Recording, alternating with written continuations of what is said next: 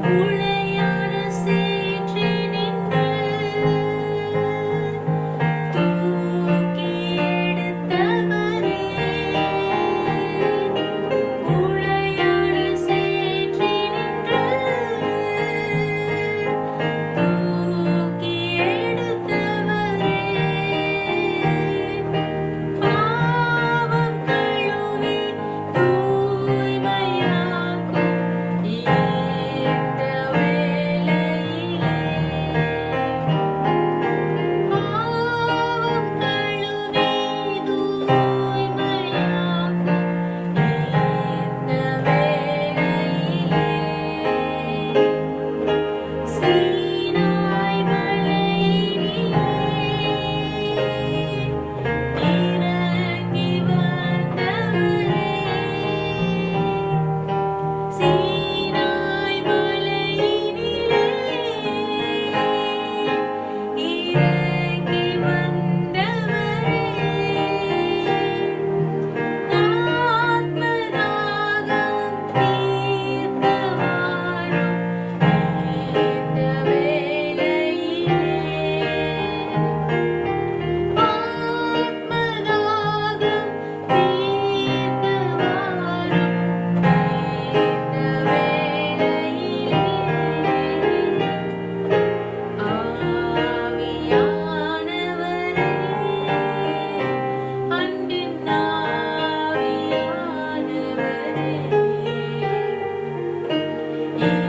இப்போ வாரும் இறங்கி வாரும் எங்கள் மத்தியிலே, இப்போ வாரும் இறங்கி வாரும் எங்கள் மத்தியிலே, ஆவியின் வரங்களினால் என்னையும் நிரப்பிடுமே, ஆவியின் வரங்களினால் என்னையும் நிரப்பிடுமே, எழுந்து ஜொலிக்க எண்ணெய் ஊற்றும் இந்த வேளையிலே, எழுந்து ஜெயிக்க எண்ணெய் ஊற்றும் இந்த வேளையிலே, ஆவியானவரே, அன்பின் ஆவியானவரே, இப்போ வாரும் இறங்கி வாரும் எங்கள் மத்தியிலே, இப்போ வாரும் இறங்கி வாரும் எங்கள் மத்தியிலே.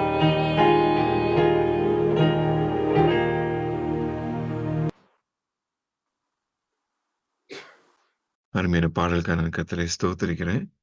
உங்களுக்கு சாட்சிகள் இருக்குமானா நீங்க சொல்லுமாறு கேட்டுக்கொண்டு யாரும் கமெண்ட்ல எதுவும் போடல. ஒருவேளை நீங்க பின்னால நீங்க சொல்லணும்னு நினைச்சீங்கன்னா, நீங்க தயவுசெய்து நீங்க கமெண்ட்ல போடுமாறு கேட்டுக்கொள்கிறேன். இந்த வாரத்துல நமக்கு தள்ளுண்ட போன பாபிலோன் தலைக்குமா அப்படிங்கிற தலைப்புல போதகர் நம்ம இடத்துல நமக்கு பேச இருக்கிறாங்க. வேத பாடத்தை எடுக்க இருக்கிறாங்க. அதுக்கு போறதுக்கு முன்னாக நம் தலையில தாழ்த்தி நாம் ஜெபிப்போம். தேவனுடைய ஒத்தாசையை நாம் நாடி அதுக்கு பிறகு நாம் வேத பாடத்துக்களாக போவோம். ஜெபிப்போம். கிருபையுள்ளவரே, எங்கள் சகாயரே, எங்கள் கண்மலே, எங்கள் கோட்டையை வந்து பார்த்துட்டு வருகிறோம் அப்பா. நாங்கள் நம்பியிருப்பவர் நீர் அப்பா. அந்த நம்பிக்கையை தந்ததுக்காக நன்றியை தெரிவித்துக் கொள்கிறோம் சாமி. வேதாமத்தை நீர் எங்களுக்கு தந்திருக்கிறீரே, அதற்காக நன்றியை தெரிவித்துக் கொள்கிறோம். அதன் மூலமாக எங்கள் நித்திய ஜீவன் இருக்கிறதே, அதற்காக நன்றியை தெரிவித்துக் கொள்கிறோம் சாமி. அந்தமே உம்மிடத்துல வந்திருக்கிறோம் அப்பா. உமது பாதத்தண்டை அமர்ந்து அந்தமே உம்முடைய சத்தியத்தை உம்முடைய மகன் மூலமாக கேட்பதற்காக வந்திருக்கிறோம். எங்கள் இருதயங்களை நீர் ஒவ்வொரு இருதயங்களையும் நீர் தொழும் அப்பா. என் மனக்கண்களை நீர் திறந்தளவுமாறு கெஞ்சுறோம். எங்களை ஆசீர்வதியும் அப்பா. அந்த விசேஷமாக உம்முடைய மகனை உமது பாதத்தண்டை வைக்கிறோம். போதகர் ஜான் மெல்கி அவரை பாதத்தண்டை வைக்கிறோம் அப்பா. இம்மட்டும் ஆவியானவர் கொண்டு வழிநடத்தும் தேவன் அந்த மாரி தொடர்ந்து வழிநடத்தும் அப்பா. வாயின் வார்த்தைகளையும், இதயத்தின் தியானத்தையும் நீர் தொடர்ந்து ஆசீர்வதித்து தாரும் அப்பா. எங்களை உங்க எல்லாரும் இந்த பாதத்தண்டை ஒப்படைக்கிறோம். நீர் பொறுப்பேற்றுக் கொள்ளும். அந்த மாரி ஆசீர்வதித்து தாரும் அப்பா.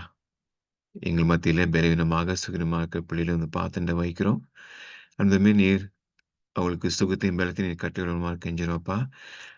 அந்த மாரி எங்களுடைய நண்பர்கள், உறவினர்கள், அந்த மாரி அயலத்தார் ஒவ்வொருவரையும் பாதத்தண்டை வைக்கிறோம் அப்பா. பலவீனமாக, சுகவீனமாக இருக்கிற பிள்ளைகள் ஒவ்வொருவரையும் பார்த்துக்கொள்ளும். அந்த மாரி அநேக பேர் உம்முடைய சத்தியத்தை தெரிந்து கொள்வதற்கும் நீர் உதவி செய்தருளப்பா. ஆன்லைன்ல இதை பார்க்கிற பிள்ளைகள், பார்க்க போற பிள்ளைகள் ஒவ்வொருவரும் பேர் பெறாக ஆசீர்வதிலும், அவர் குடும்பங்களை ஆசீர்வதிலும், விசேஷமாக ஆவியானவருடைய அபிஷேகத்தை தாரும் அப்பா வழிநடத்திலும். நன்றி அப்பா. உமது பாதத்தை இந்த நேரத்தை ஒப்படைக்கிறோம். நீர் பொறுப்பேற்றுக் கொள்ளும். இயேசு சாமி மூலமாய் வேண்டுகிறோம் அன்பு பிதாவே. Amen. Over to you pastor. இடையில போட்டிருந்தாங்க. இது இடையில இல்ல பார்த்துட்டு கர்த்தராகிய இயேசு கிறிஸ்துவின் திருநாமத்தினாலே உங்கள் அனைவருக்கும் எங்களுடைய மனமார்ந்த நன்றியை தெரிவித்துக் கொள்கிறேன். தானியேல் புத்தகத்தை நாம் கவனித்து வருகிறோம். இப்பொழுது ஆண்டவருடைய கிருபையினாலே 5வது அதிகாரத்திற்குள்ளாக அடியெடுத்து வைக்கிறோம். தானியேல் 5வது அதிகாரம்.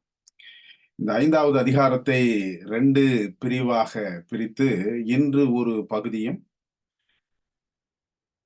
ஆண்டவருக்கு சித்தமானால் வருகிற வெள்ளிக்கிழமையிலே 2வது பகுதியையும் இந்த 5வது அதிகாரத்தில் பார்ப்போம்.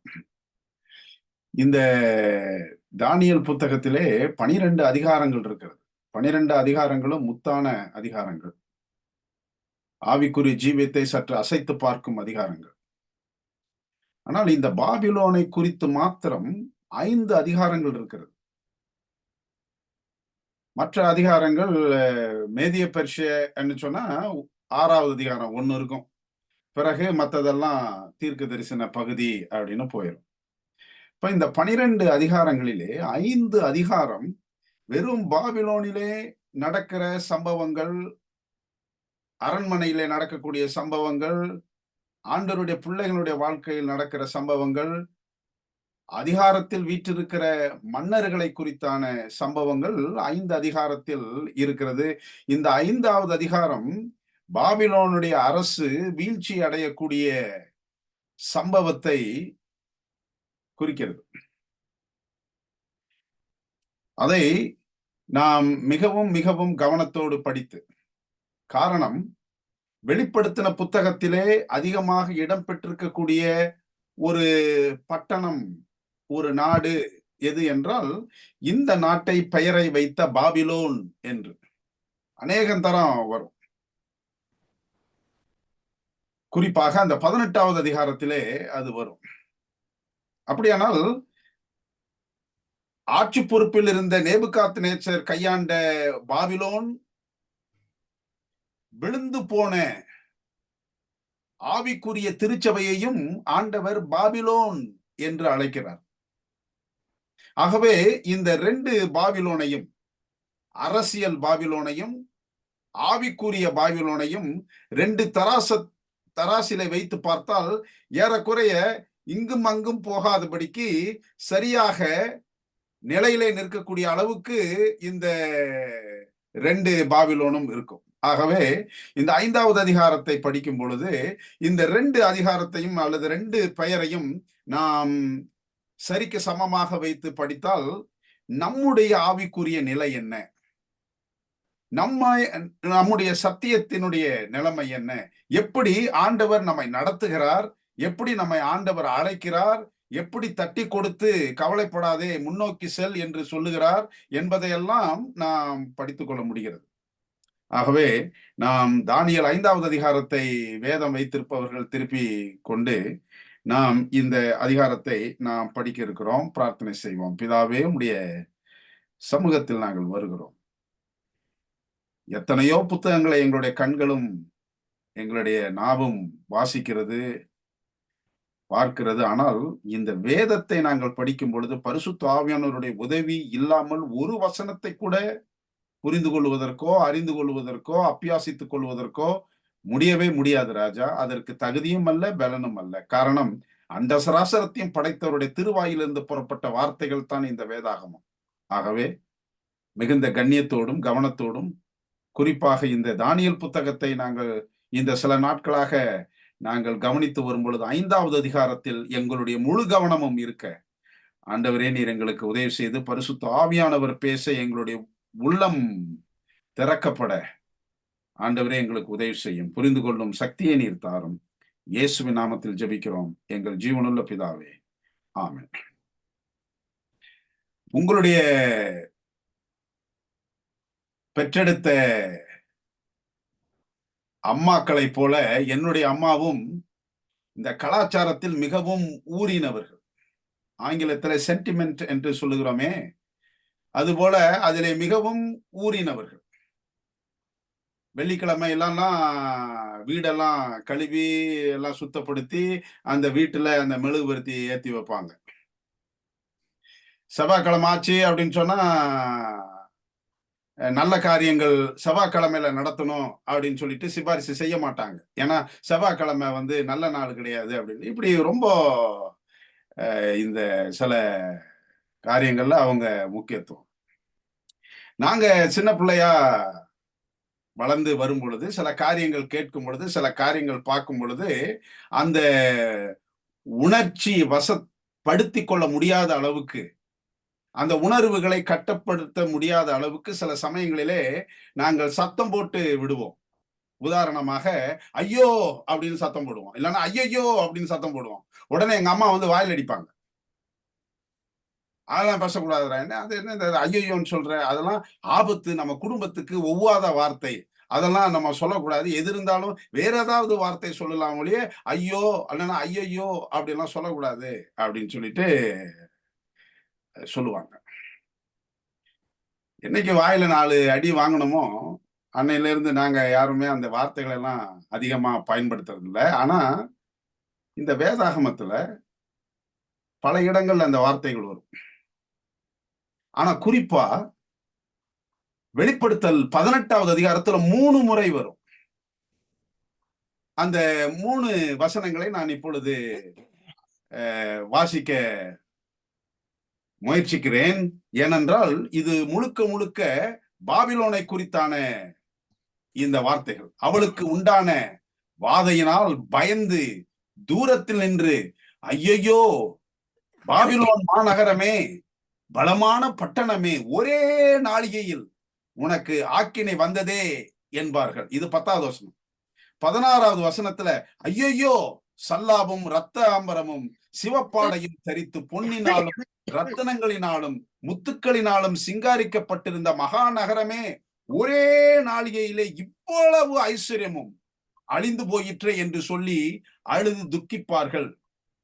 18வது வசனம் அதுல விட்டுருங்க. அவள் வேகிறதினாலே உண்டான புகையை பார்த்து இந்த மகா நகரத்திற்கு ஒப்பான நகரம் உண்டோ என்று சத்தமிட்டு, அப்புறம் 19வது வசனம், தங்கள் தலையின் மேல் புழுதியை போட்டுக்கொண்டு ஐயையோ மகா நகரமே, சமுத்திரத்தில் கப்பல்களை உடைய அனைவரும் இவளுடைய உச்சிதமான சம்பூரணத்தினால் ஐஸ்வர்யவான்கள் ஆனார்களே, ஒரே நாளிகையில் இவள் பாழாய் போனாலே என்று அழுது துக்கித்து ஓலமிடுவார்கள்.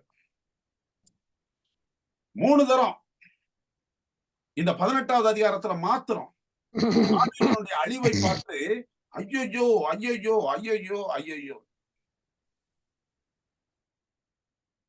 இது நேபுகாத்நேச்சர் ஆண்ட பாபிலோனை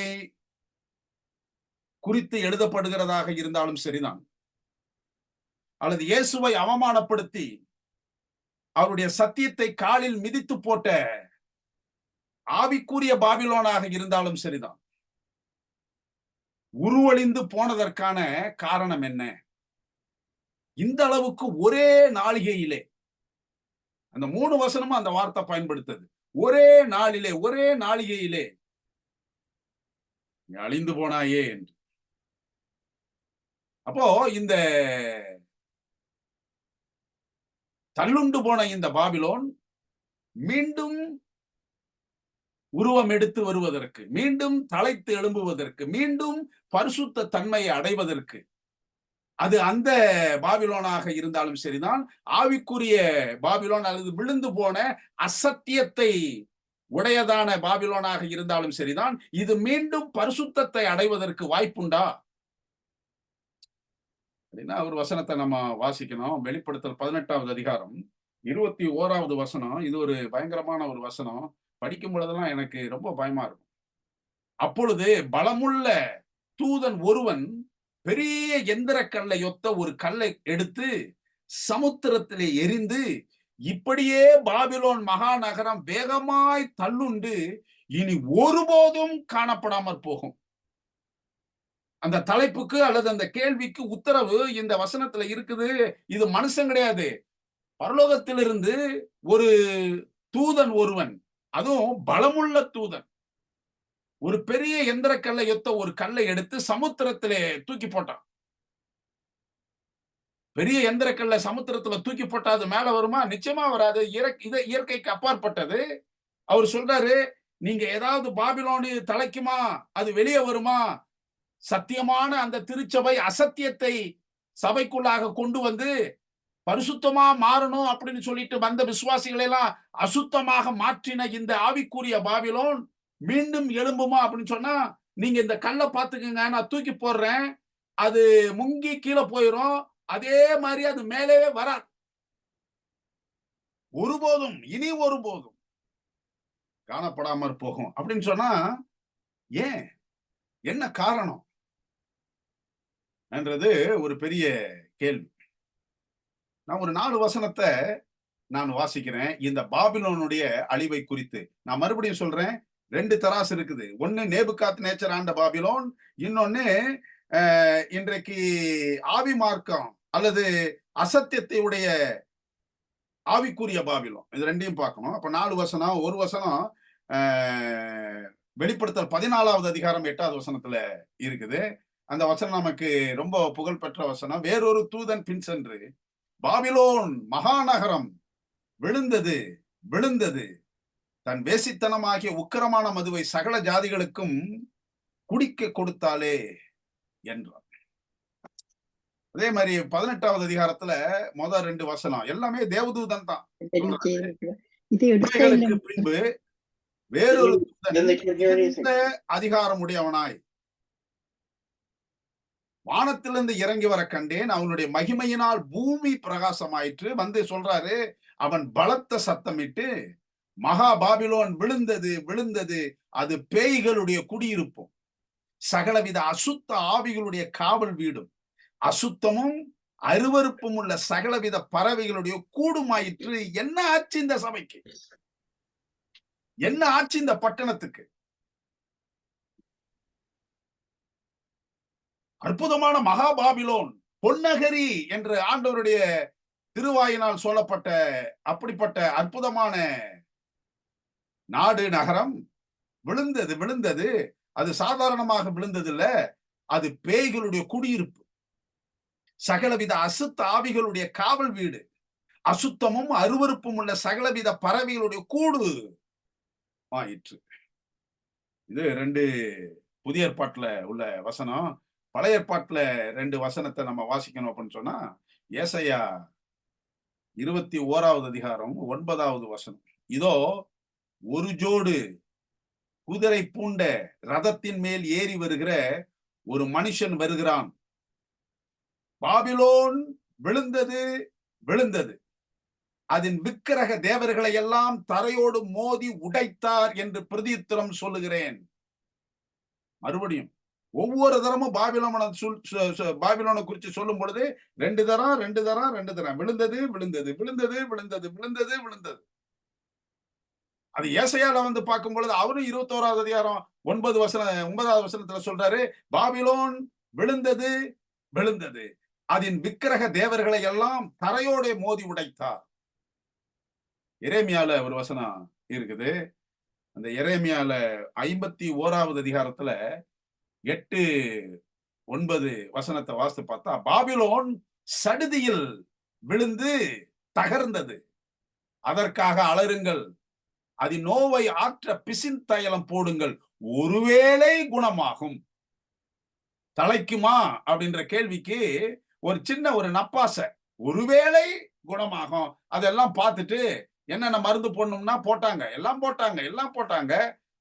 தானியேல் போட்டாரு, சாத்ராக், மேஷாக் எல்லாம் போட்டாங்க. இங்க வெளிப்படுத்தலுக்கு வரும்பொழுது ஆவிக்குரிய ஜீவியத்துக்கும் அநேகர் மருந்து போட்டாங்க. ஆனா கடைசியில என்னாச்சு தெரியுமா? பாபிலோனை குணமாக்கும்படி பார்த்தோம். அது குணமாகவில்லை. முயற்சி பண்ணாங்க. அப்படியே விடல. எப்படியாவது இந்த பாபிலோன் மீண்டு வரணுமே, எப்படியாவது இந்த அற்புதமான சபையா திரும்பி வரணுமே, எப்படியாவது ஆண்டவருடைய பிள்ளைகள் சத்தியத்தில் நிலைத்திருக்கணுமே அப்படின்னு சொல்லிட்டு எல்லா முயற்சி பண்ணாங்க. பாபிலோனை குணமாக்கும்படி பார்த்தோம். அது குணமாகவில்லை. அப்ப ஆண்டவர் சொல்றாரு, அதை விட்டுரு. அதை விட்டு விடுங்கள். நாம் அவரவர் நம்முடைய தேசங்களுக்கு போக கடவோம். அதன் ஆக்கினை வானம் மட்டும் ஏறி ஆகாய மண்டலங்கள் பரியந்தம் எட்டினது. இந்த வேதத்துல ஆதியாகமம் தொடங்கி வெளிப்படுத்தல் வரைக்கும் இந்த பாபிலோனை விட்டு வேற எந்த நாடும் இது மாதிரி ஒரு பயங்கரமான ஆபத்தையும் சாபத்தையும் சந்திச்சது இல்லை. ஆண்டவர் ஒரு கூட்டத்தை பார்த்து, ஒரு பட்டணத்தை பார்த்து, விட்டுருப்பா, விட்டுரு, இனி மருந்து போடாத, இனி தைலம் போடாத, இனி பிரசங்கம் பண்ணாத, இனி வசனத்தை சொல்லாத, விட்டுரு, ஏன்னா அது குணமாகாது அப்படின்னு சொன்னா அது இந்த பாபிலோனை குறித்துதான். அப்ப மீண்டும் மீண்டும் எழும்புகிற ஒரு கேள்வி என்ன அப்படின்னு சொன்னா, செல்வ செருக்காய் வாழ்ந்த இந்த பாபிலோன் சிதைந்து சின்ன பின்னமாக போனதற்கான காரணம் என்ன? வானத்தில் இருக்கக்கூடிய ஆண்டவரே விட்டுரு அப்படின்னு சொல்ற அளவுக்கு இந்த தானியேல், இந்த பாபிலோன் போனதற்கான காரணம் என்ன? அது 5வது அதிகாரத்தில் நமக்கு அதற்கான உத்தரவுகளை தருகிறது. இந்த தானியேல் 5வது அதிகாரத்துல இந்த பாபிலோனை குறிச்சு நம்ம எல்லாம் பார்க்கும் பொழுது, இந்த பாபிலோனை எப்படியே கொண்டு வந்து நேபுகாத்நேச்சர் என்ன செஞ்சாருன்னா, சாகறதுக்கு முன்னாடி ஆண்டவர் கையில ஒப்படைச்சார். ஆண்டவர் கையில ஒப்படைச்சார். சட்டமே போட்டார். சட்டமே போட்டார். ஆனா ஆண்டவர் கையில இருந்த இந்த அருமையான பாபிலோன் பொன்னகரி, செல்வ செருக்காய் வாழ்ந்தவள் கொஞ்சம் கொஞ்சமா கொஞ்சம் கொஞ்சமா கொஞ்சம் கொஞ்சமா சிதைந்து சின்ன பின்னமாகி கடைசியிலே பேய்களுடைய குடியிருப்பாய் மாறினதற்கு காரணம் என்ன?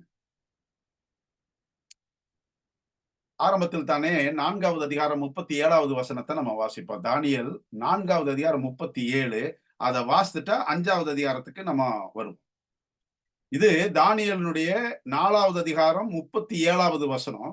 இது யார் சொன்னது அப்படின்னு சொன்னா, நேபுகாத்நேச்சர் சொன்னது. ஆகையால் நேபுகாத்நேச்சாராகிய நான், அதோட அவருடைய சகாப்தம் முடிவடைகிறது. இந்த ஒருத்தருக்காக ஆண்டவர் காத்திருந்தார். 1 வருஷம் 2 வருஷம் கிடையாது. அவருடைய வாயினால், அவருடைய உள்ளத்தால் ஆண்டவரை புகழ்ந்தார். நான் பரலோகத்தின் ராஜாவை புகழ்ந்து உயர்த்தி மகிமைப்படுத்துகிறேன். அவருடைய கிரியைகளை எல்லாம் சத்தியமும் அவருடைய வழிகள் நியாயமுமானவைகள். அகந்தையாய் நடத்துகிறவர்களை தாழ்த்த அவராலே ஆகும் என்று எழுதினான். எல்லாருக்கும் ஒரு கடிதம் எழுதுறாரு 4வது அதிகாரம். அதை முடிக்கும் பொழுது எல்லாரும் ஒரு இதுக்கு முடிவுக்கு வரணும், கன்க்ளூஷனுக்கு வரணும். என்ன அப்படின்னு சொன்னா, ஆகையால் நேபுகாத்நேச்சர் ஆகிய நான் பரலோகத்தின் ராஜாவை புகழ்ந்து உயர்த்தி மகிமைப்படுத்துகிறேன். அவருடைய கிரியைகளை எல்லாம் சத்தியமும் அவருடைய வழிகள் நியாயமுமானவைகள். அகந்தையாய் நடக்கிறவர்களை தாழ்த்த அவராலே ஆகும் என்று எழுதினான். 5வது அதிகாரம் ஆரம்பம். அப்படி புகழ்ந்து எல்லாருக்கும் எழுதி எல்லாரும் நேபுகாத்நேச்சரோட சேர்ந்து ஆண்டவரை, அற்புதமான தேவனை, எல்ஷடாய் தேவனை, யாவே தேவனை, அடோனை தேவனை வணங்கினார்கள், மகிமைப்படுத்தினார்கள். ஆனால் இந்த 5வது அதிகாரத்துக்கு வரும் பொழுது அந்த பாபிலோன் எந்த அளவுக்கு நசுக்கப்பட்டு மிதிக்கப்பட்டு அசுத்த ஆவிகளுடைய காவல் வீடாய் மாறிச்சு. இந்த 5வது அதிகாரம் 1லிருந்து 4 வசனத்தை நம்ம வாசித்துட்டு அதிலிருந்து 3 காரணங்களை நாம் கண்ணியமாக படித்துக் கொள்ள போகிறோம். இன்றைக்கு இந்த 4 வசனம், அப்புறம் கொஞ்சம் வசனத்தை நம்ம வாசிப்போம். ஆண்டவருக்கு சித்தமானால் அடுத்த வாரம் இன்னும் கொஞ்சம் குறிப்புகளை நம்ம கவனிப்போம். பெல்ஷாத்சார் என்னும் ராஜா, அதாவது நேபுகாத்நேச்சருடைய பேரன். நேபுகாத்நேச்சருக்கு ஒரு மகன் இருந்தான், நெபோனிடஸ் அப்படின்னு சொல்லிட்டு. அவர் இந்த இயற்கையில ரொம்ப கவனம் செலுத்துறவரு. அதனால ஆட்சிய தன்னுடைய தன்னுடைய மகன்கிட்ட கொடுத்துட்டு இவரு இயற்கைய ரசிக்கிறதுக்கு போயிடுவார். நெபோனிடஸ். இப்போ பெல்ஷாத்சார் என்னும் ராஜா தன் பிரபுக்களில் 1000 பேருக்கு ஒரு பெரிய விருந்து செய்து அந்த 1000 பேருக்கு முன்பாக திராட்சரசம் குடித்தான். 1000 பேருக்கு முன்பாக திராட்சரசம் குடித்தான். நிறுத்தல. பெல்ஷாத்சார் திராட்சரசத்தை ருசித்துக் கொண்டிருக்கையில்,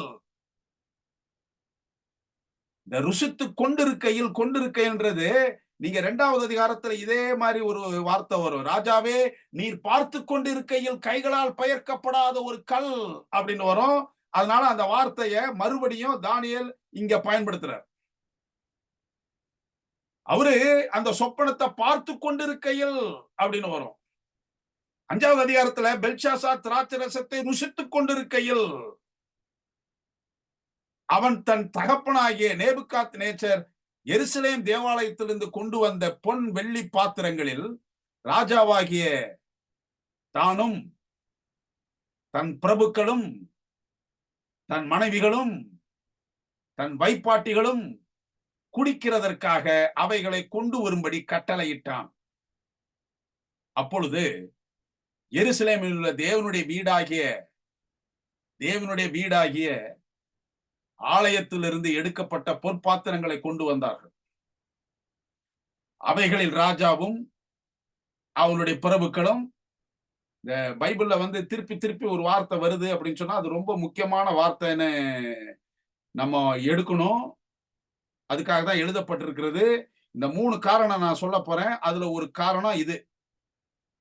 எப்படி வருது அப்படின்னு சொன்னா, அவனுடைய பிரபுக்களும் அவனுடைய மனைவிகளும் அவனுடைய வைப்பாட்டிகளும் குடித்தார்கள்.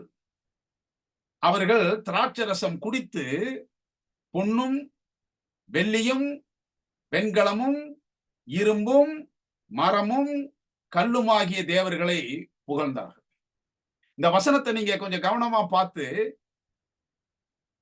பாபிலோன் வீழ்ச்சிக்கு காரணம், ஆவிக்குரிய பாபிலோன் வீழ்ச்சிக்கு காரணம் ஒரே காரணம் தான். ஒரே மாதிரியான காரணம் தான். முத காரணம் என்ன அப்படின்னு சொன்னா, கொஞ்சம் நீங்க இப்படியா அப்படின்ற யோசிக்கிற மாதிரி இருக்கும். நீங்க நல்லா உத்து பாருங்க. அப்படித்தான். ஒண்ணு என்ன அப்படின்னு சொன்னா, பெண்களுக்கு மதிப்பு தர வேண்டும் என்பதை உணராத பொழுது இந்த பாபிலோன் வீழ்ந்தது. பெண்ணின் மதிப்பை உணராமல் போனான் இந்த பெல்ஷாத்சார். சில போதகர்கள் குடும்பம் அப்படின்னு சொல்லிட்டு போயிடுவாங்க. எனக்கு இந்த குடும்பம் அப்படின்னு பொதுவான வார்த்தை பயன்படுத்துறது அவ்வளவான ஒரு ஆர்வம் இல்லை. குறிப்பா என்ன அப்படின்னு சொன்னா, பெண், ஒரு பெண்ணினுடைய கண்ணீரை உணராதவன், ஒரு பெண்ணினுடைய கற்புக்கு மதிப்பு கொடுக்காதவன், ஒரு பெண்ணினுடைய மதிப்பை உணராதவன், எப்படி வேணாலும் இந்த பெண்ணை வாழ வைக்கலாம், எப்படி வேணாலும் இந்த பெண்களை பயன்படுத்திக்கலாம் அப்படின்னு நினைச்ச இந்த பெல்ஷாத்சார் கடைசின்னு வீழ்கைக்கு காரணமாக மாறினான். காரணம் என்னன்னா, ஒரு பெண்ணின் மதிப்பை உணராமல் போனான். மாத்திரம் இல்ல, தானியேல் 5வது அதிகாரம் 10வது வசனத்துல நீங்க ஒரு அம்மா வருவாங்க, ஒரு பெண் வருவாங்க. 5வது அதிகாரம் 10வது வசனத்துல என்ன அப்படின்னு சொன்னா, ராஜாவும் அவனுடைய பிரபுக்களும் சொன்னவைகளை ராசாத்தி கேள்விப்பட்டு, ராசாத்தி யாரு அப்படின்னு சொன்னா, இவருடைய அம்மா இல்ல, நேபுகாத்நேச்சருடைய மனைவி, இவங்க பாட்டி. நேபுகாத்நேச்சருடைய மனைவி ராசாத்தி கேள்விப்பட்டு விருந்து சாலைக்குள் பிரவேசித்தாள் அப்படின்னு சொன்னா, இந்த அம்மா விருந்து சாலைக்குள் போகல அப்படின்னு அர்த்தம். விருந்து நடக்குது, அதற்கான ஏற்பாடுகள் நடக்கும் பொழுது இந்த ராசாத்தி அம்மா கண்டிப்பா பெல்ஷாசாருக்கு சொல்லிருக்கணும், எப்பா வேணாப்பா, வேணாம் வேணாம் வேணாம், அதை தவிர்த்துரு. நீ என்னமா சொல்றது, நான் என்னமா கேட்கறது? Arrow up நானு there. பிரபுக்களை சந்தோஷப்படுத்தணும், எனக்கு மனைவிகள் இருக்கிறாங்க, அவங்கள சந்தோஷப்படுத்தணும், எனக்கு வெப்பாட்டிகள் இருக்கிறாங்க, அவங்கள சந்தோஷப்படுத்தணும். அதனால நீ வந்தாலும் சரி வராட்டினாலும் சரி எனக்கு கவலை இல்லை, நான் நடத்தியே தீர்வேன். ஆனா கஷ்டம்னு வரும் பொழுது அந்த அம்மா ஓடி வராங்க.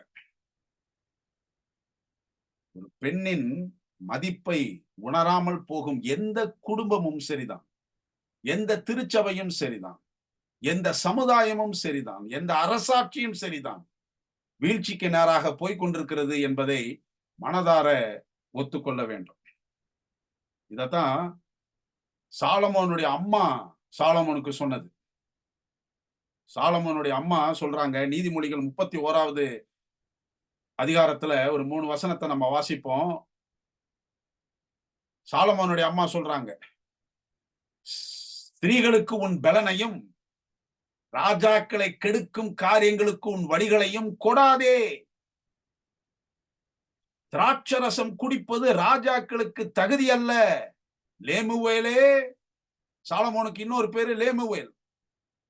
அம்மா சொல்றாங்க, திராட்சரசம் குடிப்பது ராஜாக்களுக்கு தகுதி அல்ல லேமுவேலே, அது ராஜாக்களுக்கு தகுதி அல்ல.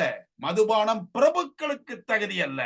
ஆனா பெல்ஷாத்சார் என்ன செஞ்சாரு அப்படின்னு சொன்னா, அவரு குடிச்சாரு, பிரபுக்கு குடிச்சாரு, மனைவிமார்களுக்கு கொடுத்தாங்க, வைப்பாட்டிகளுக்கு கொடுத்தாங்க. அது சாதாரணமா ஒரு பாத்திரத்துல குடிச்சா அப்படின்னு சொல்ல, அங்க இருந்து கொண்டு வரதுக்கு கட்டளையிட்டு அதையும் குடிச்சாங்க.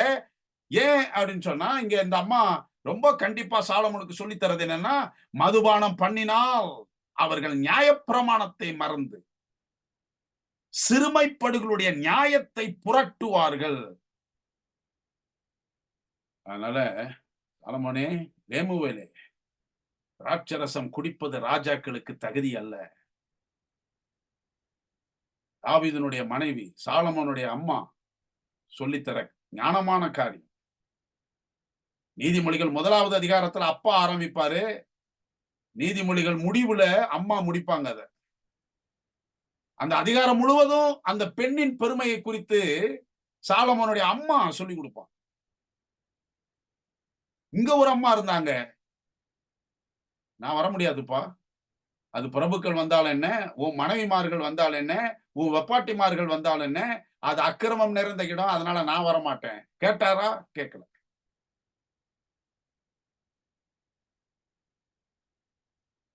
நம்ம குடும்பத்துல யாராவது ஒரு பெண் அழுதாங்க அப்படின்னு சொன்னா அந்த குடும்பம் அசைக்கப்படுகிறது என்ற அர்த்தம்.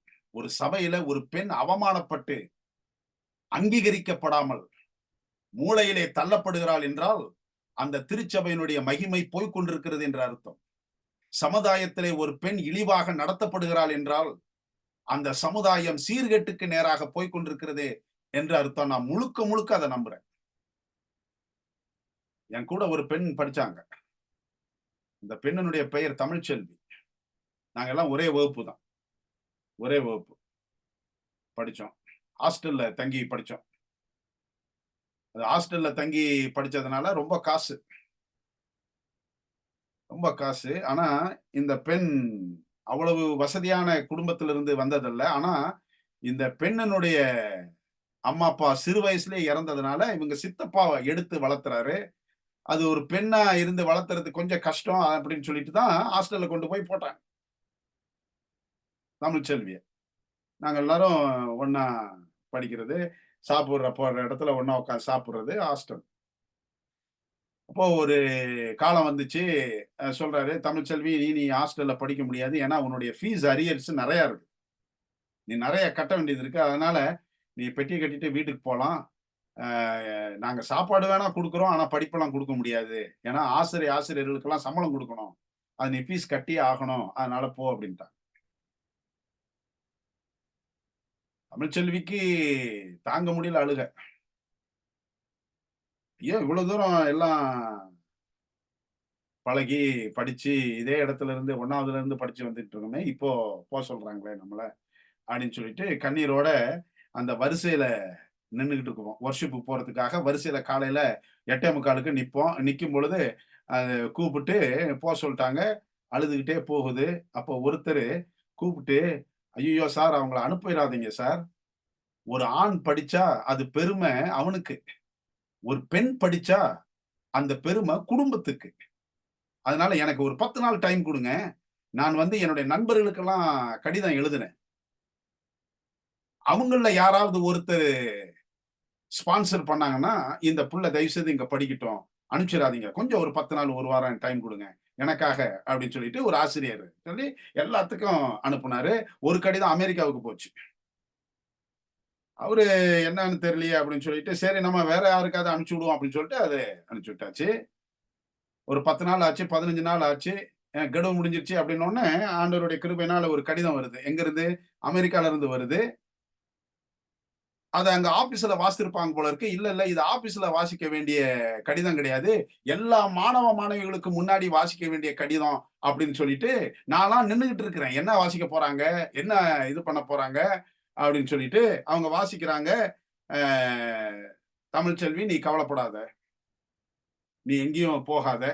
எவ்வளவு படிக்கணுமோ, எவ்வளவு படிக்கணுமோ, அவ்வளவு படி. உனக்கு நான் பணம் அனுப்புறேன். உன் ட்ரெஸ்ஸுக்கு பணம் அனுப்புறேன். புஸ்தகத்துக்கு பணம் அனுப்புறேன். நீ காலாண்டு, அரையாண்டு, முழாண்டு விடுமுறைக்கு நீ ஊருக்கு போகணும் அப்படின்னு சொன்னா, அதுக்கு பணம் அனுப்புறேன். இப்படிக்கு அப்படின்னு அவரு நிறுத்தினாரு. நாங்க யாரு இப்படிக்குன்னு சொல்லிட்டு யாரும் அத சர்ப்ரைஸா அது விட்டுறக்கூடாது. அது என்ன இப்படிக்கு? என்ன சார் இப்படிக்கு அப்படின்னா, அவர் சொல்றாரு, நீல் ஆம்ஸ்ட்ராங். விண்வெளிக்கு போனாருன்ட்டு நம்ம படிக்கிறோமே நீல் ஆம்ஸ்ட்ராங், அவருடைய கைக்கு கிடைச்சிருக்கு அந்த கடிதம். Neil Armstrong. காசே இல்ல. ஒரு பெண் கண்ணீர் விட்டு பெட்டிய கட்டி சோறு கூட இல்லாத அந்த குடும்பத்துல மீண்டும் போய் சேர்றத ஒருத்தர் தடுத்து அந்த கடிதம் போகும்பொழுது ஆண்டவர் அந்த கடிதத்தை கொண்டு போயிட்டு இருக்கிறாரு.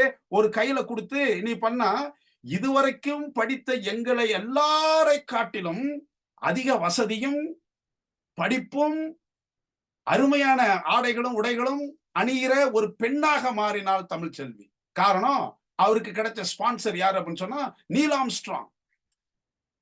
இன்னைக்கு நான் இங்க இருக்கிறேன், அவங்க அமெரிக்கால இருக்கிறாங்க. செல்வ செழிப்பா இருக்கிறாங்க. ஒரு பெண் படித்தால், ஒரு பெண் அங்கீகரிக்கப்பட்டால், அந்த பெருமை குடும்பத்திற்கும் சமுதாயத்திற்கும் மிகவும் ஆசீர்வாதமாக இருக்கிறது. ஆனா இங்க பெல்ஷாசார் அந்த பாபிலோனுடைய அழிவை கொண்டு போனதற்கு காரணம் என்ன தெரியுமா? பெண்களை சர்வசாதாரணமாக நடத்தினார். அதனாலதான் இயேசுனுடைய ராஜ்யம் அவ்வளவு பிரமிப்பானது. அது அழிவே இல்ல. இயேசுனுடைய ராஜ்யத்துக்கு அழிவே இல்லை அப்படின்னு சொன்னா, நீங்க மத்தேயு 1வது அதிகாரத்தை பார்த்தா, இயேசுனுடைய குடும்ப வரலாறு அங்க இருக்கும். இயேசுனுடைய குடும்பத்துல யாரெல்லாம் இருந்தாங்க அப்படின்னு சொன்னா, ஒரு 5 பெண்களுடைய பெயர் இருக்கும். 4 பேர் இருக்கும், ஒரு உறவு இருக்கும். ரொம்ப அற்புதமா இருக்கு. தாமார் அப்படின்னு சொல்லிட்டு ஒருத்தங்க இருப்பாங்க. இந்த அம்மா யாரு அப்படின்னு சொன்னா, யாரெல்லாம் கல்யாணம் பண்றாங்களோ அவங்க எல்லாம் இறந்து போயிருவாங்க. குழந்தைங்க கிடையாது. கடைசியில மாமனார் அவரு கல்யாணம் பண்ணுவார். அப்படி ஒரு ஒரு பெண். யாரு? தாமார். அந்த பேர் வரும். யாரு? இயேசுனுடைய குடும்ப மரத்துல. யூதர்களுடைய வம்சத்தில் பெண்கள் வரக்கூடாது. ஆனால் இயேசு இல்ல என்னுடைய வரலாற்றில் பெண்கள் இடம்பெற வேண்டும். தாமார் இடம்பெற்றாள். பிறகு 2வது பேர் வரும் ராகாப் அப்படின்னு வரும். இந்த ராகாப் யாரு அப்படின்னு சொன்னா ஒரு விலை மாதகர் எரிகோவில. ராகாப் வரும். போவாசனுடைய. அப்புறம் யாரு வரும் அப்படின்னு சொன்னா ஒரு அந்நிய ஸ்திரீ ரூத். மாமியார் சொன்ன ஒரே காரணத்துக்காக திருமணம் ஆகாமலே போர்க்களத்தில் படுத்திருந்த போவாசை பார்த்து உன்னுடைய போர்வையை என்மேல் போடுன்னு சொன்ன ஒரு பெண் ரூத். 4வது யாரு அப்படின்னு சொன்னா கணவன் இருக்கும் பொழுதே தாவீதோட போன பத்சேபாள், சாலமோனுடைய அம்மா, உரியாவின் மனைவி. அந்த அம்மா பேர் வரும். அப்புறம் கடைசியில பெண்களால் ஆசீர்வதிக்கப்பட்டவள் மரியாள், இயேசுனுடைய தாயார், அவங்க பேர் வரும். புனிதமான ஸ்திரியும் சரிதான், விலை மாதகரும் சரிதான், அந்நிய ஸ்திரியும் சரிதான், சமுதாயத்தினால் அங்கீகரிக்கப்படாத பெண்ணும் சரிதான், இயேசு தன்னுடைய குடும்பத்தில் சேர்த்து கொண்டார். அதனாலதான் அவருடைய ராஜ்யம் அழியாத நித்திய ராஜ்யம். இன்னைக்கு உங்க குடும்பத்துல யாராவது ஒரு பெண் அழுகிறாங்களா? அங்கீகரிக்கப்படாமல் போகிறார்களா? நம்முடைய சபையில யாராவது ஒரு பெண் எந்த சூழ்நிலையிலும் அவருடைய கருத்தை ஏற்கப்படாமல், நீ என்ன பேசுறது, ஆம்பளைங்க நாங்க என்ன கேட்கிறது அப்படின்னு சொல்லிட்டு தட்டி கழிக்கப்படுகிறார்களா? முதலாவது அவர்களுக்கு இடம் கொடுங்கள். ஏன்னா பாபிலோனுடைய அழிவு வந்ததற்கான காரணம் இந்த பெண் மதிக்கப்படாமல் போனது. சரி, இரண்டாவது காரியத்தை நம்ம பார்க்கும் பொழுது, இந்த பாபிலோனுடைய விழுகைக்கு காரணம் என்ன? பாபிலோன் பட்டு போனதற்கான காரணம் என்ன? அது பட்டு போனாலும் அது தலைப்பதற்கு வசதி இருக்குதா அப்படின்னு சொன்னா ஒண்ணும் கிடையாது. ஆண்டவரே சொல்றாரு, விட்டுருப்பா, அது இனி குணமாகாது. அது விழுந்தது.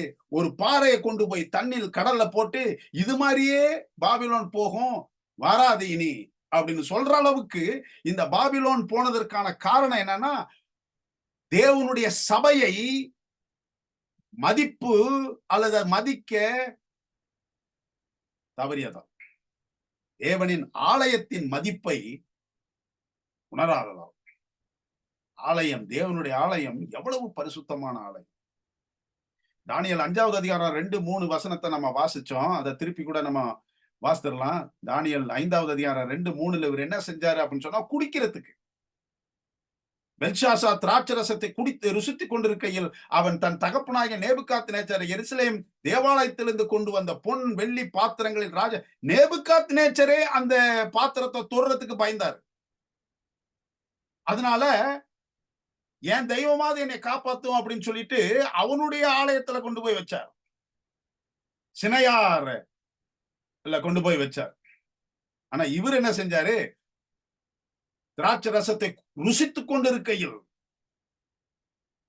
நேபுகாத்நேச்சர் எருசலேம் தேவாலயத்துக்கு கொண்டு வந்த பொன் வெள்ளி பாத்திரங்களில் ராஜாவாகிய தானும் தன் பிரபுக்களும் தன் மனைவிகளும் தன் வைப்பாட்டிகளும் குடிக்கிறதற்காக அவைகளை கொண்டு வரும்படி கட்டளையிட்டான். அப்பொழுது எருசலேம் உள்ள தேவனுடைய வீடாகிய ஆலயத்திலிருந்து எடுக்கப்பட்ட பொற்பாத்திரங்களை கொண்டு வந்தார்கள். அவைகளில் திரும்பி பாருங்க, ராஜாவும் அவனுடைய பிரபுக்களும் அவனுடைய மனைவிகளும் அவனுடைய வைப்பாட்டிகளும் குடித்தார்கள். என்ன நடக்குது இங்க அப்படின்னு சொன்னா, என்ன பெரிய கோயில், என்ன பெரிய ஆலயம், என்ன பெரிய சபை.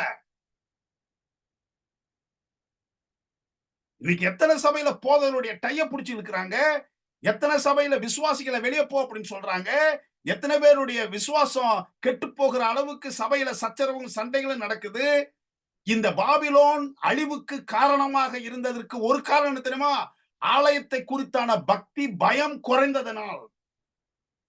அதனாலதான் ஆண்டவருடைய பிள்ளைகளுக்கு காவலாக இருந்த பரிசுத்த திருச்சபை அசுத்த ஆவிகளுடைய காவல் வீடாக மாறிச்சு. போதகர்களும் தலைவர்களும் ஜபத்திலே வீற்றிருந்த அந்த திருச்சபை கெட்டு போனதுனால பேய்களுடைய வீடாய் மாறிச்சு. சாதாரண இல்ல. 1வது நூற்றாண்டுல பரிசுத்தமா இருந்த திருச்சபை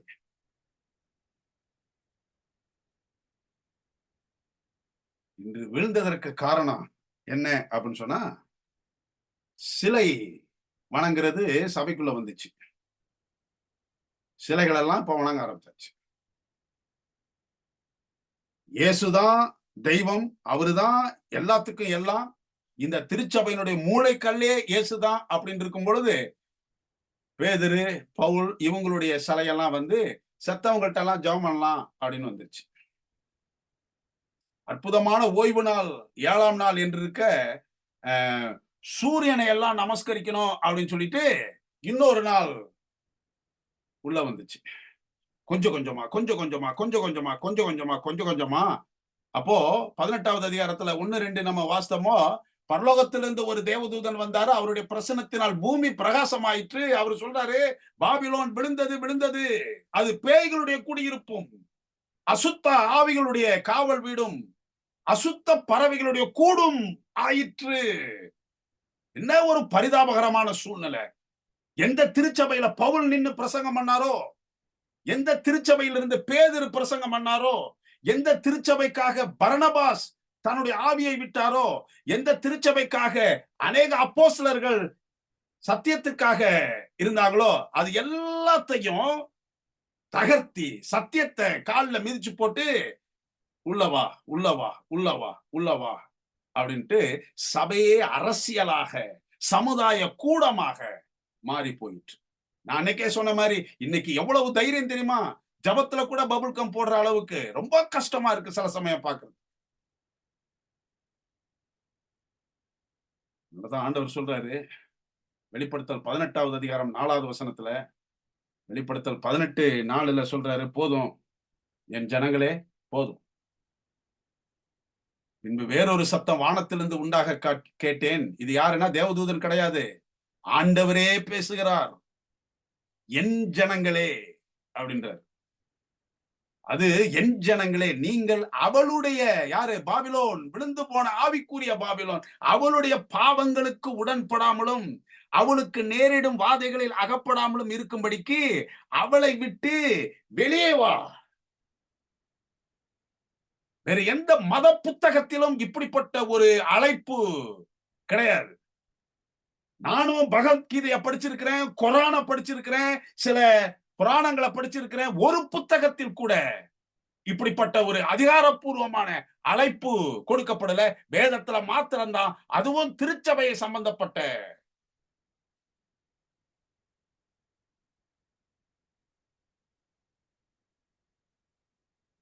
நான் இருக்கக்கூடிய ஊர்ல கொஞ்சம் வருஷமா நான் பாஸ்டரா இருந்தேன். ஒரு அம்மா என்கிட்ட வந்து, பாஸ்டர் நீங்க எங்க வீட்டுக்கு கொஞ்சம் ஜெபம் பண்ண வரணும், கண்டிப்பா உங்களுடைய ஜெபம் தேவை, தயவுசெய்து நீங்க வாங்க, நீங்க வரும் பொழுது கொஞ்சம் மூப்பர்கள் கொஞ்சம் விசுவாசிகளை கூட்டிட்டு வாங்க, ஒரு ப்ரேயர் மீட்டிங் மாதிரி நடத்துங்க, ஜெபம் பண்ணுங்க.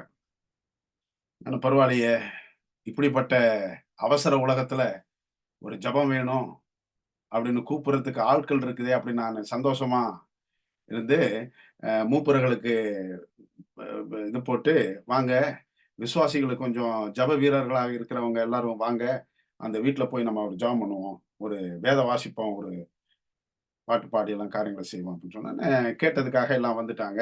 முடிஞ்சு போச்சு. ஒரு 2-3 மணி நேரம் தொழுகைக்கு பிற்பாடு இப்ப வெளியே நாங்க வீடுகளுக்கு போறோம்.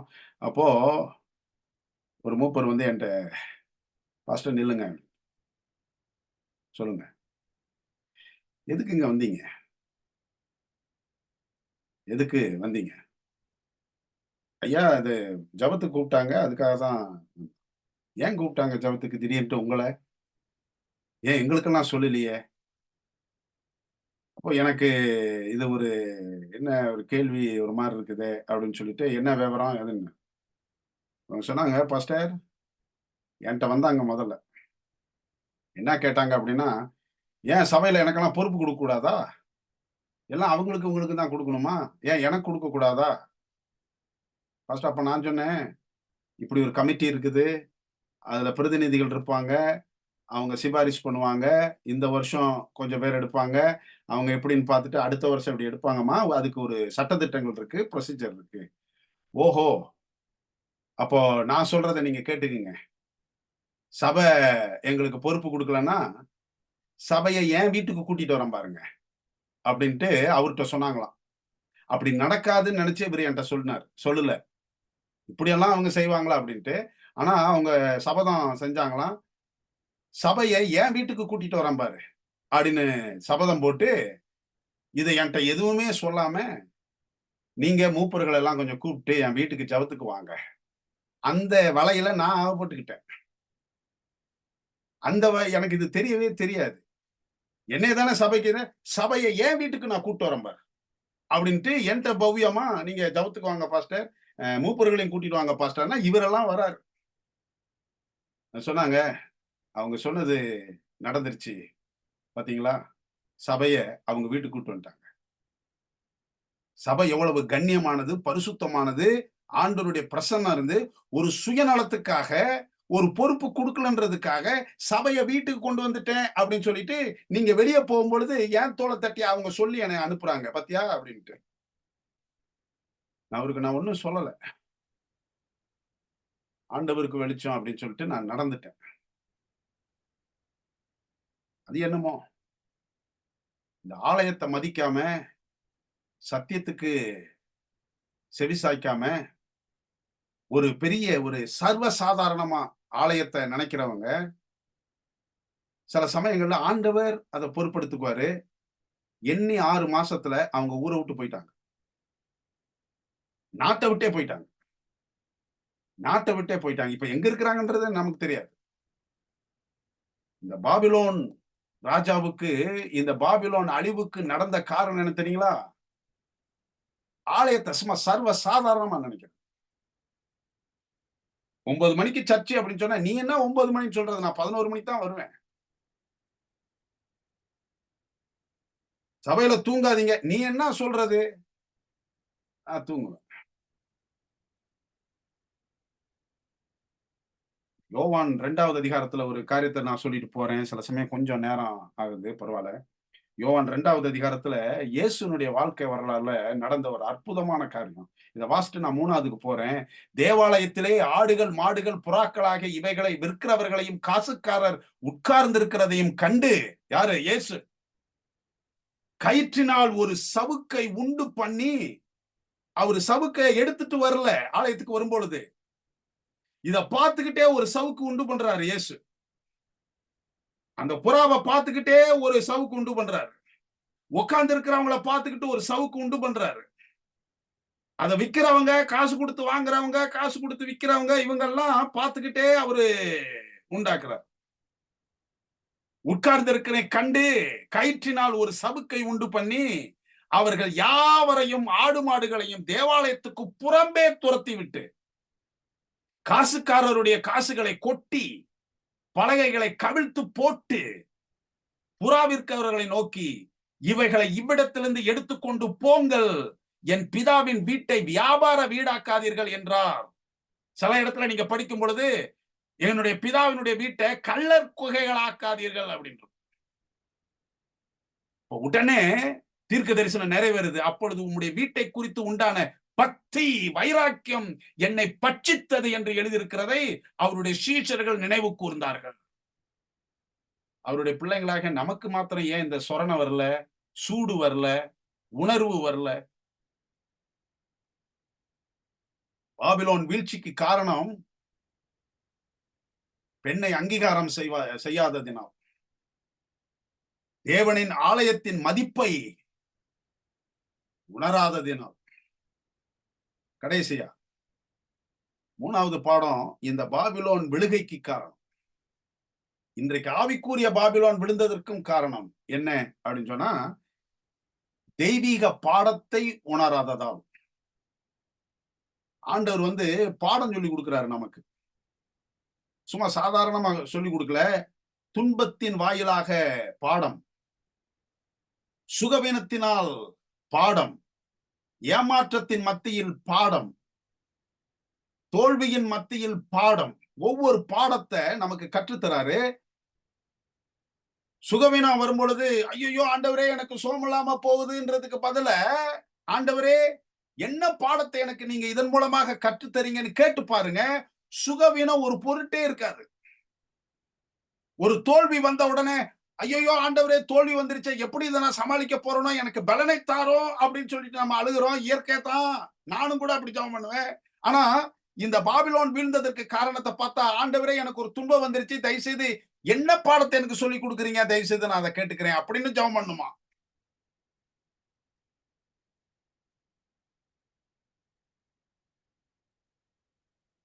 தானியேல் 5வது அதிகாரத்துல கொஞ்சம் வாசித்து பார்த்தோம் அப்படின்னு சொன்னா, கொஞ்சம் வசனத்தை வாசிப்போம். 17வது வசனத்துல இருந்து ஒரு 5 வசனத்தை நம்ம வாசிக்கும் பொழுது என்ன அப்படின்னு சொன்னா, நேபுகாத்நேச்சருக்கு தானியேல் பேசுறார். அப்பொழுது தானியேல் ராஜ சமூகத்தில் பிரதியுத்தரமாக, உம்முடைய வெகுமானங்கள் உம்மிடத்திலே இருக்கட்டும், உம்முடைய பரிசுகளை வேறொருவனுக்கு கொடும், இந்த எழுத்தை நான் ராஜாவுக்கு வாசித்து இதன் அர்த்தத்தை தெரிவிப்பேன்னு சொல்லிட்டு நேபுகாத்நேச்சர் வாழ்க்கையில நடந்த கதையை சொல்றாரு. யாருக்கு? பேரனுக்கு, ராஜாவே, உன்னதமான தேவன் உம்முடைய பிதாவாகிய நேபுகாத்நேசருக்கு ராஜ்யத்தையும் மகத்துவத்தையும் கனத்தையும் மகிமையும் கொடுத்தார். அவருக்கு கொடுக்கப்பட்ட மகத்துவத்தினாலே சகல ஜனங்களும் ஜாதியாரும் பாஷைக்காரரும் அவருக்கு முன்பாக நடுங்கி பயந்திருந்தார்கள். அவர் தமக்கு சித்தமானவர்களை கொன்று போடுவார், தமக்கு சித்தமானவனை உயிரோடு வைப்பார், தமக்கு சித்தமானவனை உயர்த்துவார், தமக்கு சித்தமானவர்களை தாழ்த்துவார். அவருடைய இருதய மேட்டிமையாகி அவருடைய ஆவி கர்வத்தினாலே கடினப்பட்டது. அவர் தமது சிங்காசனத்தில் தள்ளப்பட்டார், அவருடைய மகிமை அவரை விட்டு அகன்று போயிற்று. 21வது வசனம் நம்ம வாசிக்கும் பொழுது என்ன போட்டிருக்குது அப்படின்னு சொன்னா, அவர் மனுஷன் என்று தள்ளப்பட்டார், அவருடைய இருதயம் பிதாக்களுடைய மிருகங்களுடைய இருதயம் போலாயிற்று, காட்டு கழுதைகளோட சஞ்சரித்தார். உன்னதமான தேவன் மனுஷன் ராஜ்யத்தில் ஆளுகை செய்து தமக்கு சித்தமானவனை அதன் மேல் அதிகாரியாக்குகிறார் என்று அவர் உணர்ந்து கொள்ளும் மட்டும் மாடுகளைப் போல் புல்லை மேய்ந்தார். அவருடைய சரீரம் ஆகாயத்து பணியிலே நனைந்தது. அவருடைய குமாரனாகிய பெல்ஷாத்சார் என்னும் நீரோ வென்றார். நடுங்கும் நம்ம இதை வாசிக்கும் பொழுது, பயமா இருக்குது. சில சமயங்கள்ல உங்க வாழ்க்கையில நடக்கிறத என்கிட்ட சொல்லும் பொழுது எனக்கு பயமா இருக்கும். நான் என் காரியத்துல, என் வாழ்க்கையில, என்னுடைய ஊழியத்துல நடத்துறத சாட்சியா சொல்லும் பொழுது சில சமயம் உள்ள அசையும். இங்க தானியேல் சொல்லித் தராரு, உங்க அப்பானுடைய காரியம் தெரியுமா? உங்க அப்பா யார் தெரியுமா? உங்க அப்பானுடைய வாழ்க்கையில நடந்தது என்னன்னு தெரியுமா?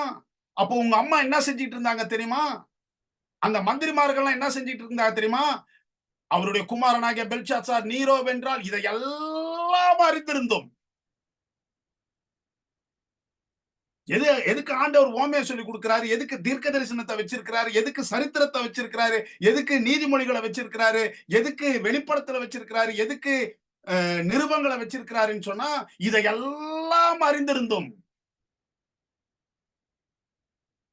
ராஜாவே, உமது இருதயத்தை தாழ்த்தாமல் பரலோகத்தின் ஆண்டவருக்கு விரோதமாக உம்மை உயர்த்தினீர்.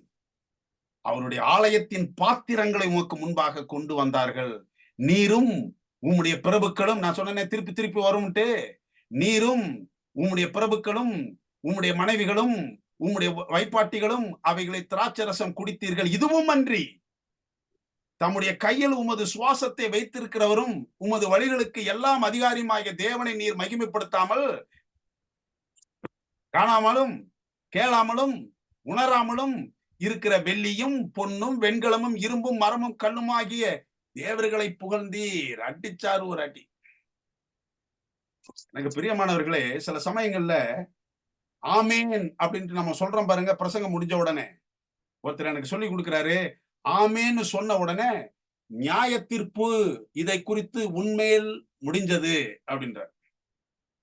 நீ ஆமேன் அப்படியே ஆக கடவுது அப்படின்ட்டு நம்ம சொல்லிட்டோம் அப்படின்னு சொன்னா, சரி, இவன் காதுல கேட்டுச்சு, கண்ணுல பார்த்தாரு, இதையும் கேட்டுச்சு, ரைட், டிக்கு, இனிமேல் எக்ஸ்கியூஸ் கிடையாது இவனுக்கு. ஆமேன்னு சொல்லிட்டான். ஜெபம் பண்றோம், ஆமேன்னு சொல்றோம். இந்த ஜெபம் கேட்கப்பட்டுச்சு, அவரு பார்த்தாரு, கேட்டாரு, முடிஞ்சிருச்சு. எக்ஸ்கியூஸ் கிடையாது இனிமேல். இவருக்கும் எக்ஸ்கியூஸ் இல்லை. அதனால என்ன நடந்தது அப்படின்னு சொன்னா, 5வது அதிகாரம் 30வது வசனத்தை நீங்க வாசிக்கும் பொழுது, 5வது அதிகாரம் 30வது வசனத்தை வாசிக்கும் பொழுது, இந்த பெல்ஷாத்சாருக்கு என்ன நடந்தது அப்படின்னு சொன்னா, அன்று ராத்திரியிலே பெல்ஷாத்சார் கொலை செய்யப்பட்டார். பாபிலோன் விழுந்தது. மேதிய பெர்ஷிய அரசு ஆட்சியை கைப்பற்றினது. அன்று ராத்திரி காலையில ஆரம்பிச்ச குடி வெறி, கை உறுப்பு எழுதுச்சு. சாயந்தரம் வந்து தானியேல் சொன்னாரு, ராத்திரி கொலை செய்யப்பட்டார். ஒரே நாளிகையில் விழுந்து போனது. ஒரே நாளில் விழுந்து போனது.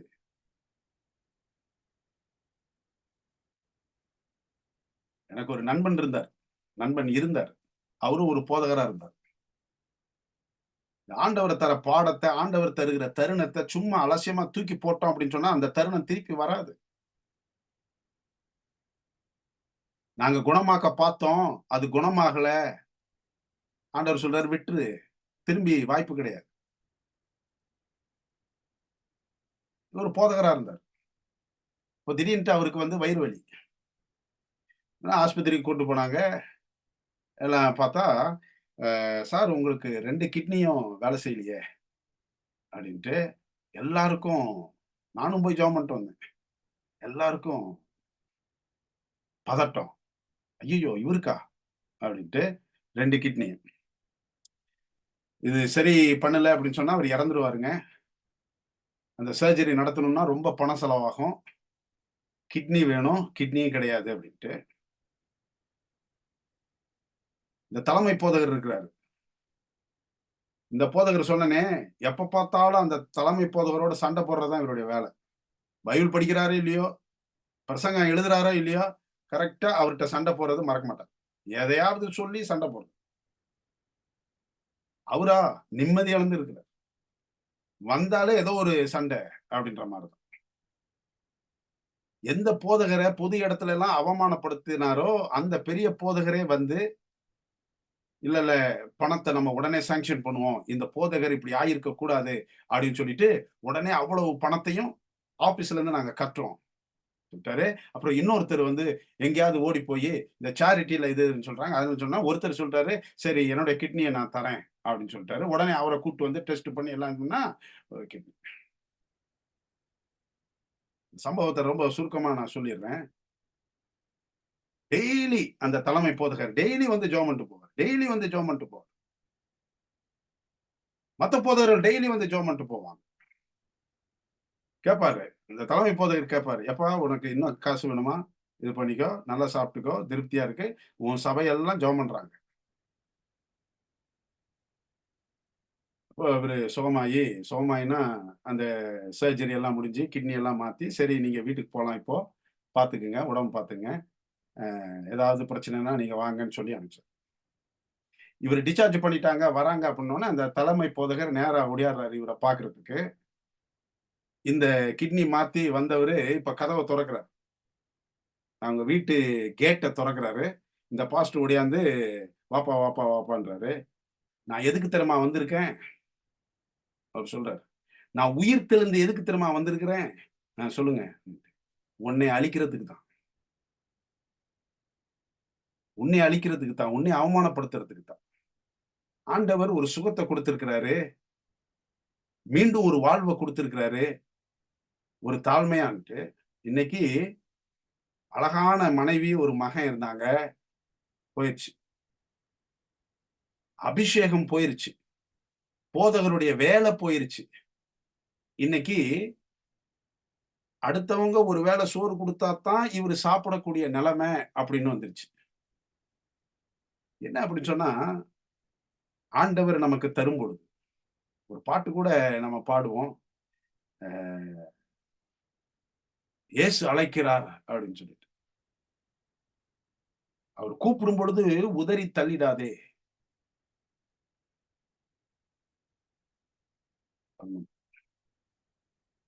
அன்புள்ள ஆண்டவரே, தானியேல் 5வது அதிகாரம் எங்களுடைய வாழ்க்கையிலே ஒரு பாடமாக இருக்கிறது சுவாமி. ருசித்துக் கொண்டிருக்கையிலே எல்லாம் முடிந்தது. நீர் எங்களுடைய வாழ்க்கையில் பேசும் பொழுது, கண்களை திறந்து, உள்ளத்தை திறந்து, எங்கள் ஆத்துமாவை திறந்து, சத்தியம் இப்படி இருக்கிறபடினாலே, நான் தலை சாய்த்து ஆண்டவருடைய சமூகத்திலே பணிவேன் என்ற தீர்மானத்தோடு எங்களுடைய வாழ்க்கை இருக்கு. கர்த்தர் உதவி செய்தருள வேண்டுமா? இயேசுவின் நாமத்தில் ஜெபிக்கிறோம் ஜீவனுள்ள பிதாவே. ஆமென். அருமையான செய்திக்கான கர்த்தரை ஸ்தோத்திரிக்கிறேன். நிச்சயமாக நம்முடைய வாழ்க்கையில இதை எப்பொழுதும் நினைவில் கொள்ள வேண்டும் என்பது என்னுடைய தாழ்மையான வேண்டுகோள்.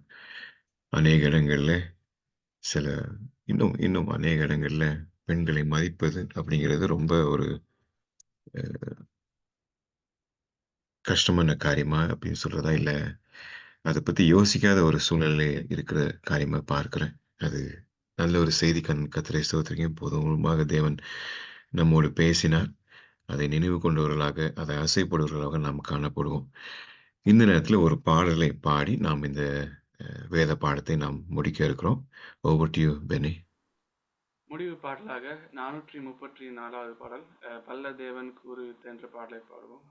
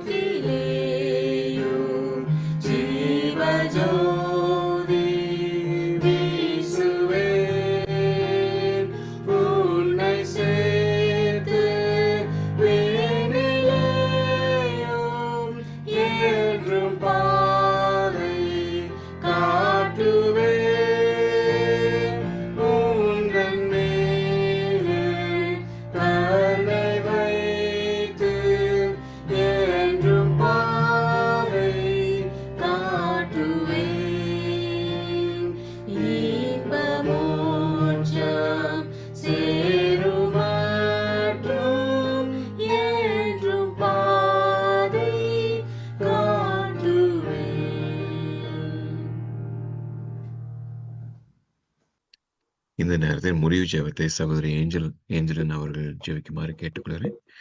தலையை தாழ்த்தி ஜெபிப்போம். சகோதரி ஏஞ்சலின். இரக்கத்தில் ஐஸ்வல்ல நீங்கள் அன்பின் தாப்பனே, இந்த ஓய்வு நாளின் ஆரம்ப வேலையில் உண்மை அப்பா பிதாவே என்று கூப்பிட்ற ஸ்லாக்கியத்தை எங்களுக்கு நீங்கள் கொடுத்ததுக்காக நன்றி. நாங்கள் இந்த வாரம் ஃபுல்லாக எங்களோட வேலைகள் எல்லாத்தையும் முடித்து தாப்பனே, இந்த ஒரு நிம்மதியான ஒரு நாட்குள்ளே நாங்கள் பிரவேசிக்கிறதுக்கு தேவன் எங்களுக்கு கிருபையை கொடுத்தீங்க. அதுக்காக சோஸ்திரம் தாப்பனே. நாங்கள் இன்றைக்கி கேட்ட பிரசங்கத்தை நாங்கள் எங்கள் வாழ்க்கையில் நாங்கள் ஒரு காதில் கேட்டு விட்டு விடாத படிக்க தாப்பனே, நாங்கள் வாழ்க்கையில் அதை அபியாசிக்க உதவி செய்யுங்க தாப்பனே. தேவனுடைய உக்ர கோபம் எவ்வளோ மோசமாக இருக்கும் என்பதை நாங்கள் அறிந்திருக்கிறோம் தாப்பனே. நாங்கள் அலட்சியம் பண்ணி எங்களுடைய தாளந்துகளையும் எங்களுடைய ஆசீர்வாதங்களை நாங்கள் இழந்து போகாதபடிக்கு நாங்கள் உமக்கு பிரியமான வகையில் நாங்கள் வாழவும் ஜீவிக்கவும் மற்றவர்களை மன்னிக்க கற்றுக்கொள்ளவும் அதே நேரத்தில் எங்களுடைய வாழ்க்கையை நாங்கள் சீர்படுத்திக் கொள்ளவும் எங்களுக்கு நீங்கள் கற்றுத்தர வேண்டுமாய் கேட்டுக்கிறேன் தகப்பனே. பரிசுத்தாவினர் கொண்டு எங்களுக்கு அறிவு ஞானத்தை எங்களுக்கு வழிநடத்துங்க. பலவீனமான எங்களை நீங்கள் உங்களுடைய பலத்தினால நிரப்புங்க தகப்பனே. அறிவில்லாத எங்களுடைய அறிவினால எங்களுக்கு ஞானத்தினாலே எங்களை நிரப்பி அருள வேண்டுமாய் கேட்டுக்கிறேன் தகப்பனே. நாங்கள் தூங்க போகிறோம் தகப்பனே, எங்களுக்கு நல்ல ஒரு நித்திரை தாங்க தகப்பனே. அடுத்து காலையில் எந்திரித்து நாங்கள் கரெக்டான நேரத்தில் நாங்கள் சபைக்கு வந்து சேரவும் சபைக்கான வேலைகள் அனைத்தையும் நாங்கள் பார்த்து உண்மை தொழுது கொள்ளவும் சந்தோஷமாக அந்த ஓய்வு நாளை நாங்கள் கழித்து அதுக்கான ஆசீர்வாதத்தை பெற்று வீட்டு திரும்புகிற பிள்ளைகளாக இருக்க எங்களை நீங்கள் வழிநடத்த வேண்டுமாய் மீட்பர் ரட்சகமாய் இயேசு நாமத்தின் மூலம் கெஞ்சி கேட்கிறேன் ஜீவன தகப்பனே. ஆமென். வந்த உங்கள் ஒவ்வொருவருக்கும் நன்றியை தெரிவித்துக் கொள்கிறோம். இவ்வளவு நாள் நீங்க யாரு இந்த சகோதரி பாடுறாங்க அப்படின்னு நினைச்சீங்கன்னா, சகோதரி ஏஞ்சல் அவங்களும் சகோதரி பென்னியும் கணவன் மனைவியாக இந்த ஊழியத்தில் ரொம்ப ஒரு வலிமையான ஒரு பங்கை அவர்கள் வகித்து வருகிறார்கள். அவருக்கு நன்றியை தெரிவித்துக் கொள்கிறேன். நிச்சயமாக தேவனுடைய ஆசீர்வாதம் உங்களோடு இருக்கும். மறுபடியும் இந்த வேத பாடத்துக்கு வருகிற வாரம் உங்களை சந்திப்பதில் அவளோட காத்திருக்கிறோம். 7:30 மணிக்கு நீங்க தயவு செய்து லாகின் பண்ணுங்க. மறுபடியும் கேட்டுக்கொள்கிறேன், நிறைய பேரை கூட்டிட்டு வாங்க. தேவன் தாமே உங்கள் ஒவ்வொருவரையும் ஆசீர்வதிப்பாராக, உங்களுடைய குடும்பங்களை ஆசீர்வதிப்பாராக. ஆமென்.